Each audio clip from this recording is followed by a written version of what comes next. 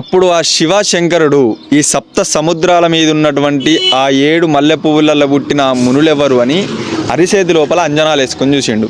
అరచేతులు అంజనాలు వేసుకుంటే శివశంకరునికి ఏం కనిపించిందంటే సత్యలోకాన్ని ఏలేది బ్రహ్మదేవుడు, బ్రహ్మదేవుని భార్య సరస్వతి.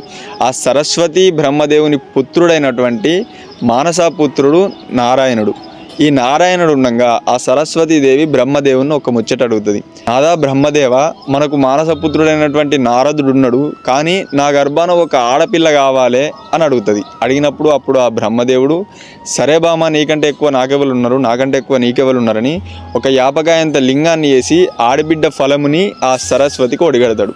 ఓడిగట్టిన తర్వాత అట్లా 9 నెలలు గడిచిన తర్వాత, అప్పటి కాలం లోపల 9 గడియలు, ఇప్పటి కాలం లోపల 9 నెలలు, ఆ 9 గడియలు గడిచిన తర్వాత ఆ సరస్వతీదేవికి చక్కని ఆడపిల్ల జన్మమెత్తుతుంది. చక్కని ఆడపిల్ల పుట్టినప్పుడు దేవానా దేవతలు అందరి మధ్య లోపల ఆ ఆడబిడ్డకు అలియాదేవి అని పేరు పెడతారు. అలియాదేవి అని పేరు పెట్టినప్పుడు ఆ బిడ్డ ఇంత ఇంత ఇంత ఇంత ఇంత పెరిగి 15 సంవత్సరాల బాల అవుతుంది. 15 సంవత్సరాల బాల అయిన తర్వాత ఆ బ్రహ్మదేవుడు నా బిడ్డకు పెళ్లి ఎత్తా అని ఈ దేవానా దేవతలందరికీ ఒక బంటు పందాన్ని పెడతాడు. నా బిడ్డని ఎవడైతే పెళ్లి చేసుకోవాలనుకుంటాడో, ఈ భూ ప్రపంచాన్ని మొత్తం ఒక చుట్టూ ఎవరైతే తిరిగేస్తారో వాడికే నా బిడ్డనిచ్చి పెళ్లి ఎత్తా అని ఈ బ్రహ్మదేవుడు ఒక బంటు పందాన్ని పెడతాడు. బంటు పందాన్ని పెట్టేవరకల్లా ఈ దేవానా దేవతలందరూ కూడా వాళ్ళ వాహనాలు వేసుకొని ఈ భూ ప్రపంచం అంతా తిరిగేస్తాము అని పోతారు.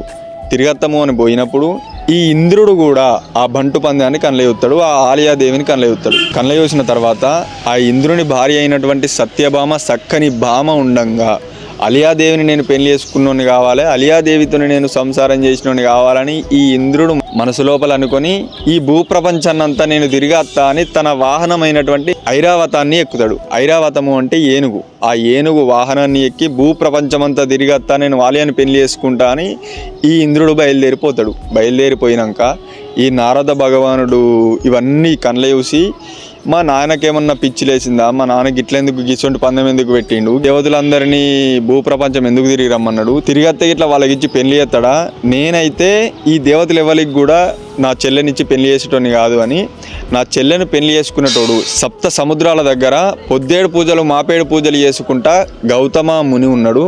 ఆ గౌతమ మునికిచ్చే నా చెల్లెైనటువంటి అలియాదేవికి పెళ్లి చేస్తా అని చెప్తాడు. పెళ్లి చేస్తా అని చెప్పి ఈ నారదుడు ఆ సప్త సముద్రాల మీద ఉన్నటువంటి గౌతమ ముని దగ్గరికి పోతాడు. దీని తర్వాత ఏం జరిగింది అనేది నెక్స్ట్ వీడియోలో చూద్దాం. జై రేణుకా.